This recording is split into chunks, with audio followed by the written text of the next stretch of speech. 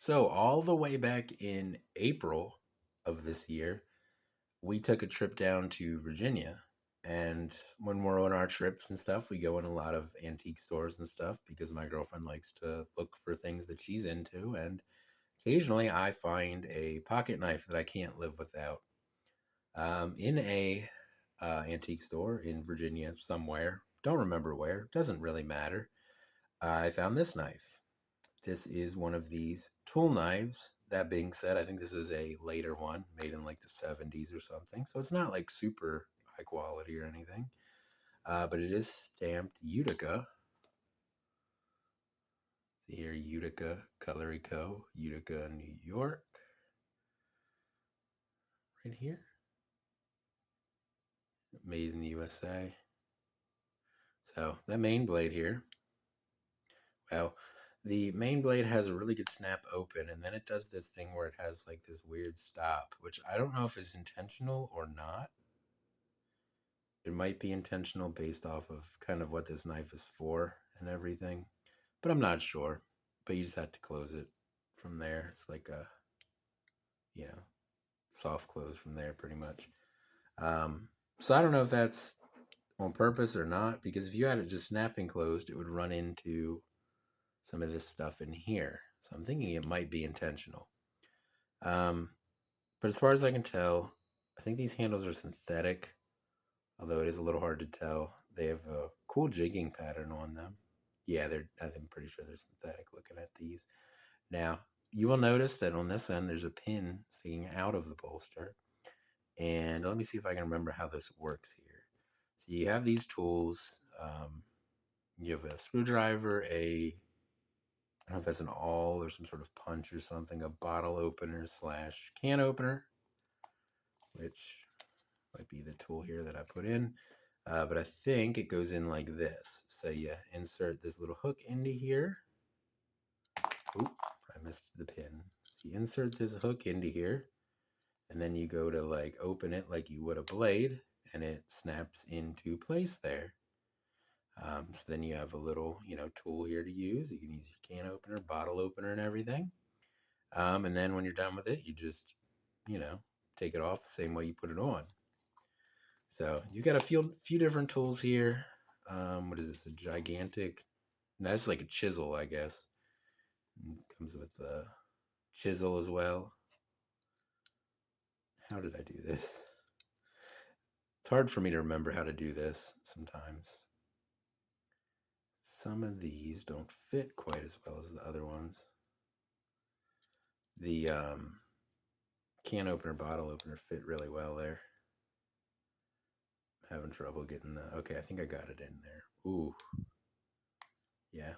So chisel. I'm not sure what you would use a chisel for on a pocket knife because you're not gonna like smack this in with a hammer.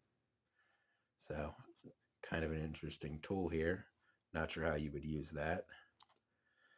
Um, kind of a crappy file.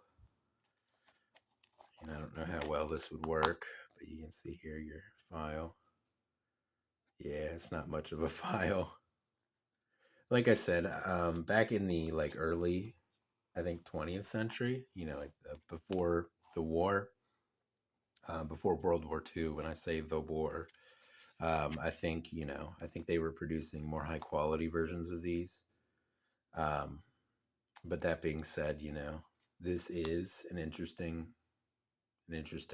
thing that exists. But like I said, I think this one was probably made sometime in like the 70s or something. That would be my guess. It's certainly not the higher quality, like early 20th century ones, but it's not complete junk either. Occasionally you'll see these and they'll be like made by Imperial and they'll have shell handles. This has full blown, full bolsters, liners, and everything. So it's a well made little pocket knife, and the blade hasn't been used much at all on this, which is cool. So, I mean, well made pocket knife. The tool set's a little gimmicky, I would say, other than maybe like the bottle opener and like the screwdriver. I don't know what else of this you would use, like for real. Um, but I mean, I could see using the bottle opener or the can opener or the screwdriver. But I just think the rest of them are kind of gimmicky. The knife itself is pretty well made and everything. It's Utica, so well made American company and everything. But this is just an interesting thing, and then it all comes in this. Let's see if I can close this without the tools falling out. This like plastic little thing here. It's red, snaps closed. So I guess the idea is you'd put this in like your back pocket or something, and then you'd have your little toolkit, kind of. So interesting little piece. I think it was like $30, which I'll pay 30. I would have paid $30 for this knife, with the condition that it's in and everything. So this was well worth $30 to me. And it's a little interesting bit of history, kind of. But like I said, when they were originally making these, I think they were of higher quality, and you wouldn't have had a file that doesn't really work as a file, or whatever that pointy thing is, on all maybe, but it's not sharp, so I don't know what it is. But anyway, that's gonna be this little video on this Utica toolkit knife, I guess maybe I'll call it. Um, Pretty cool idea. This one's not a super well executed one, but I figured it was worth $30 to me. But anyway, it's going to be it for this video. I'll see you guys in the next one, and I hope you have a good day.